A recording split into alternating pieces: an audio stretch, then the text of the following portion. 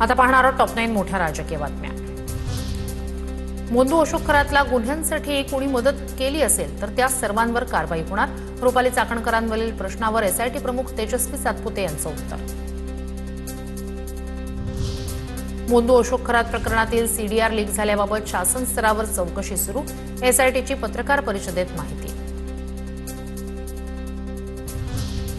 दुनिया झुकती है, झुकाने वाला चाहिए। चौकशी दरम्यान मोंदू अशोक खरातचं धक्कादायक वक्तव्य। चमत्कार करून नव्हे तर हातचलाखीनं महिलांना धमकावल्याची मोंदू खरातनं कबुली दिल्याची सूत्रांची माहिती। 2 वरिष्ठ महिला पोलीस अधिकारी खरातच्या संपर्कात होत्या, सूत्रांची माहिती। एक डीसीपी दुसऱ्या एसीपी दर्जाच्या अधिकारी आवडती पोस्टिंग मिळावी म्हणून खरातच्या संपर्कात असल्याची सूत्रांची माहिती।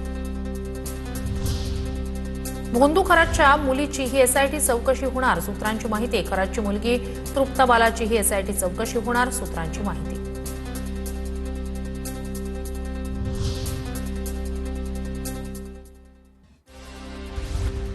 मोंदू अशोक खरातच्या घर आणि कार्यालयावरील छाप्यामध्ये मोठा खुलासा। तृप्तबाला बंगल्यातून असंख्य आधार कार्ड, पॅन कार्ड जप्त।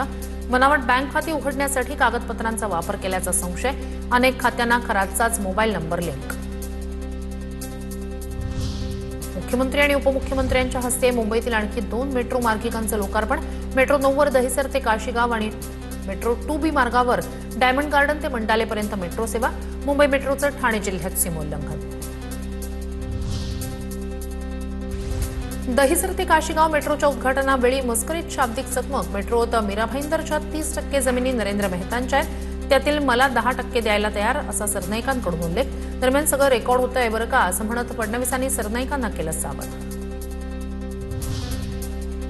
फडणवीस, शिंदे आणि सुनेत्रा पवार यांच्या हस्ते ठाणे ते बोरिवली भुयारी मार्गाच्या कामाचा शुभारंभ। नायक आणि अर्जुना या टनेल बोरिंग मशीनचं यशस्वीरित्या शाफ्टिंग। 2 वर्षात प्रवासाचा वेळ 90 मिनिटांवरून 15 मिनिटांवर येणार। तर बारामती पोटनिवडणुकीत बिनविरोधच्या मुद्द्यावरून चांगलेच घमासान सुरू आहे। जाणून घेऊया टॉप 9 बातम्या। काँग्रेसला जनभावनेची थोडी कदर असेल तर उमेदवार परत घेऊन ते सुनेत्रा पवार यांना बिनविरोध निवडून देतील। बारामती पोटनिवडणुकीवर मुख्यमंत्री फडणवीसांचं वक्तव्य। कुटुंबाच्या पुण्याईवर आत्ताच खासदार झालेल्या मुलानं काँग्रेसच्या डाऊनफॉलबद्दल बोलू नये। महाशक्ती समोर सरेंडर झालेल्या कृतघ्न मुलानं काँग्रेसबद्दल न बोललेलंच बरं। महाराष्ट्र काँग्रेसकडून पार्थ पवार यांना उत्तर।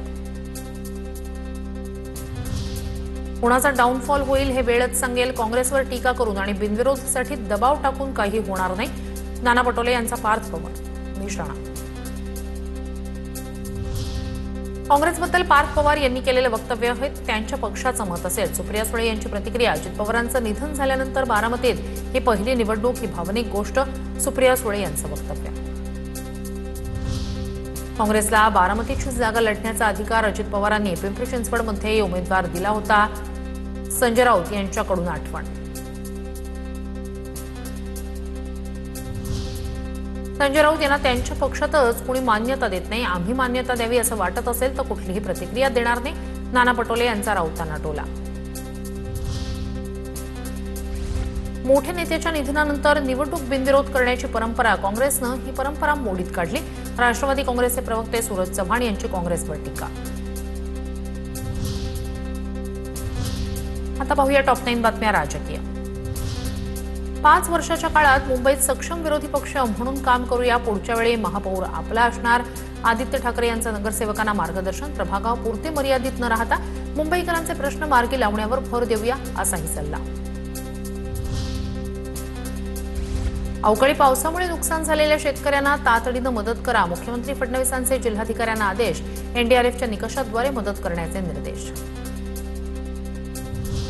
बीडच्या मस्साजोगच्या सरपंच पदाच्या पोटनिवडणुकीसाठी आजपासून निवडणूक प्रक्रियेला सुरुवात। आजपासून अर्ज स्वीकारले जाणार। सरपंच पदाची पोटनिवडणूक बिनविरोध होणार का, याकडे लक्ष।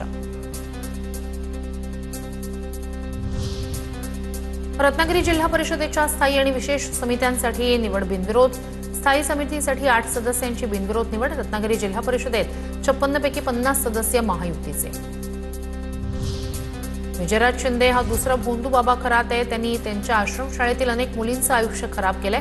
आमदार संजय गायकवाड यांचे भाजपचे बुलढाणा जिल्हाध्यक्ष विजयराज शिंदेंवर गंभीर आरोप। तर अशोक खरातला एकनाथ शिंदे यांनी फोन केले।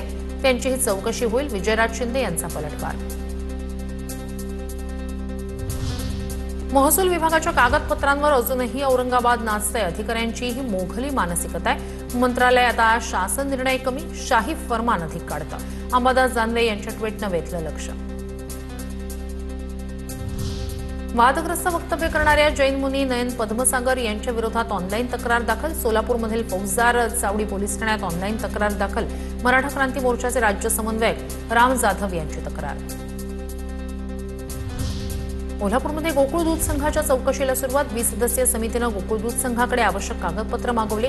दूध संघाच्या मतदार यादीतील 427 दूध संघांच्या नोंदणीची पडताळणी होणार. संबंधित दूध संस्थांना नियमबाह्यपणे सभासदत्व दिल्याचा आरोप. जळगावमधील पारोळा इथे शेतकी संघाबाहेर शेतकऱ्यांचं रास्ता रोको आंदोलन. शासकीय धान्य खरेदीसाठी नोंदणीसाठी वशिलीबाजी झाल्याचा आरोप करत शेतकरी आक्रमक. पोलिसांच्या मध्यस्थीनंतर शेतकऱ्यांचं आंदोलन मागे.